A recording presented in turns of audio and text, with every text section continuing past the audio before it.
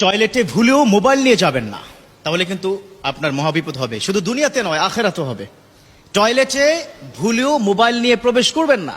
আপনারা অনেকেই বর্তমান সময় ফ্যাশন, মাশাআল্লাহ, মানে মোবাইলকে স্ত্রীর চাইতেও বেশি প্রাধান্য দিচ্ছেন, ঠিক কিনা?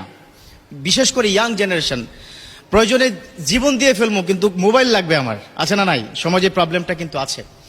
মোবাইল বর্তমান সময় খুবই প্রয়োজনীয়। It's the most important part your life, it's the most important device.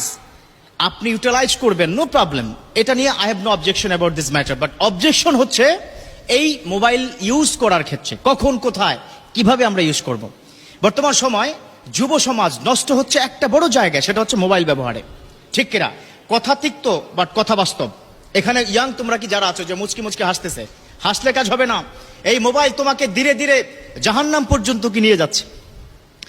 আলহামদুলিল্লাহ, অনেক ভাইয়েরা আছে যারা মোবাইল ভালো কাজে ব্যবহার করে, মাশাআল্লাহ। এই যে আমি কথা বলি, আমার কথাগুলো তারা শেয়ার করে দেয়। এই যে মোবাইলে শেয়ার করে দেওয়া, একটা ইসলামিক কন্টেন্ট শেয়ার করে দেওয়া যে কি পরিমাণ সওয়াব কল্পনা করতে পারবে না। বিশ্বনবীর সময় কোন সুন্নাহকে তারা কিভাবে কি শেয়ার করত। শেয়ার শব্দটা তো শিখছি মাত্র 15 বছর, তাই না? আরো কম, 10 বছরও হয়নি। শেয়ার, ভিডিও শেয়ার করা, হ্যাঁ, কন্টেন্ট শেয়ার করা। কিন্তু 1500 বছর পূর্বে বিশ্বনবীর সময় কিন্তু শেয়ার সিস্টেম ছিল। একজন সাহাবা যখনই শুনেছে বিশ্বনবী কোন একটা আমল দিয়েছে, সাথে সাথে অন্য সাহাবার কাছে শেয়ার করতেন, ঠিক কিনা? হাদিসে আছে না? আর এখন তোমরা, আমি যেটা অনুরোধ করব, মাঝে মধ্যে এই কথা কি বলে থাকি যে কোনো ভালো একটা ইসলামিক কথা তোমার যদি পছন্দ হয়, সাথে সাথে শেয়ার করবা। কি কারণে? একটা মৌলিক কারণ, তোমার একটা শেয়ারের কারণে যদি 500 লোক ওই আমলটা করে, সমপরিমাণ আমল তোমার আমল নামে আল্লাহ পাক দিয়ে দিবে, সুবহানাল্লাহ। অতএব শেয়ার করবা। তো মোবাইল ভালো কাজেও ব্যবহার করা যায়। অনেক বন্ধুরা আছে যারা মোবাইলে প্রত্যেকদিন সকালবেলা কোরআন তেলাওয়াত শুনে। অনেকে আমাকে ফোনে বলে, হুজুর যদি কোরআন তেলাওয়াত দেখে পড়ি কি মোবাইলে সওয়াব হবে কিনা? আমি বলি 100% সওয়াব হবে।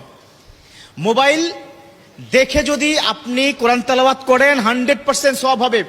আপনারা শুনলে অবাক হবেন, পৃথিবীর একমাত্র গ্রন্থ যে গ্রন্থের দিকে তাকিয়ে থাকলেও সওয়াব, এই গ্রন্থের কথা শুনলেও সওয়াব, এই গ্রন্থের কথা পড়লেও সওয়াব। এমন একটা গ্রন্থ আল্লাহ পাক আমাদেরকে দান করেছেন, যালিকাল কিতাবু লা রাইবা ফিহি হুদাল লিল মুত্তাকিন। তো প্রিয় বন্ধুরা, যেটা বলছিলাম, মোবাইল ভালো কাজে ইউজ করব, ঠিক আছে।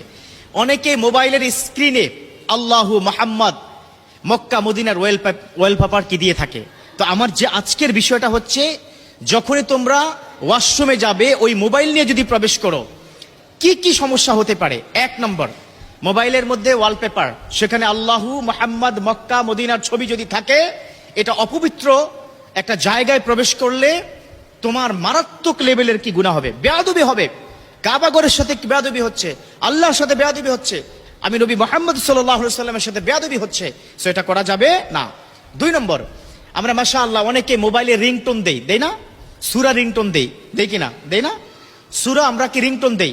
তুমি ধরো টয়লেটে ঢুকলা, টয়লেটের কাজ তুমি করছো, হঠাৎ করে তোমার ফোন মানে কি বেজে আসলো, ইয়াসিন ওয়াল কুরআনিল হাকিম ইন্নাকা লামিনাল মুরসালিন আলা সিরাতিম মুস্তাকিম। কোথায় হলো? টয়লেটের মধ্যে হলো না? টয়লেটের মধ্যে সূরা যদি তেলাওয়াত করা হয়, তোমার প্রতি আল্লাহর গজব পড়ে যাবে। একটা পবিত্র অপবিত্র জায়গায় সবচেয়ে পবিত্র বিষয়টা হচ্ছে। So be careful, listen to me, young generation, তোমাদেরকে বলছে, এই ছেলে তোমরা কি কথা বলো কেন? একটু মনোযোগ দিয়ে শোনো। এই যে টয়লেটে ঢুকে যখন সূরাটা তোমার রিংটোন হবে, আল্লাহ বেজার হয়ে যাবে, অথচ যেই সূরা শুনলে আল্লাহ পাক খুশি হয়ে যেত। খেয়াল করেছো?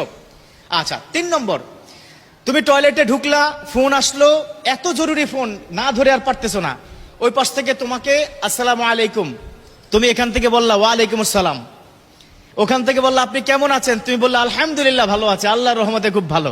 তো এই যে আলহামদুলিল্লাহ সালাম আদান প্রদান টয়লেটে, এটা কি জায়েজ আছে? জায়েজ আছে বলুন? জায়েজ নেই। সো এই যে কাজগুলো আপনি করছেন খুবই ভালো, সালামের উত্তর দেওয়া ওয়াজিব, আলহামদুলিল্লাহ পড়লে গোটা বিশ্বের সব জায়গায় সওয়াবে পরিণত হয়ে যায়। এত ভালো কাজ, সূরার রিংটোন সওয়াব হবে আপনার। হ্যাঁ, ওয়ালপেপার আছে, আল্লাহর কথা বারবার ওয়ালপেপারের মধ্যে আপনি দেখছেন, ও ইয়াং বন্ধুরা, সওয়াব হবে। কিন্তু টয়লেটে ঢুকে এগুলো করা যাবে না। কারণ টয়লেটে ঢুকার পূর্বে বিশ্বনবী একটা দোয়া শিখিয়েছেন। দোয়া কি পারেন? পারো তোমরা? মাশাআল্লাহ, অনেকে পারে। আল্লাহুম্মা ইন্নী আউযু বিকা মিনাল খুবুসি ওয়াল খাবায়েস।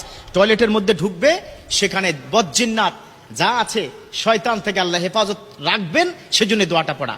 তো যাই হোক, টয়লেটে ঢুকার পূর্বে মোবাইলটা বাইরে তোমরা কি রেখে যাবা। এখন বলবা হুজুর এটা কি গ্যারান্টি কি আপনি কি দিতে পারবেন? আমার আইফোন দাম 1.5 লাখ টাকা, কই রাখবো বলেন, কোথায় রাখবা, that is up to you.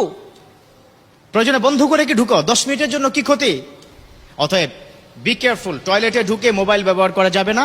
আর যেই কথাগুলো বললাম খুব মনোযোগ দিয়ে শুনবে, ডেফিনেটলি তোমাদের কল্যাণের জন্য এটা এক্ষুনি শেয়ার করে দাও, এক্ষুন শেয়ার করো, তোমার সওয়াব হবে, আমি কি গ্যারান্টি দিলাম, এটা হাদিসের কথা।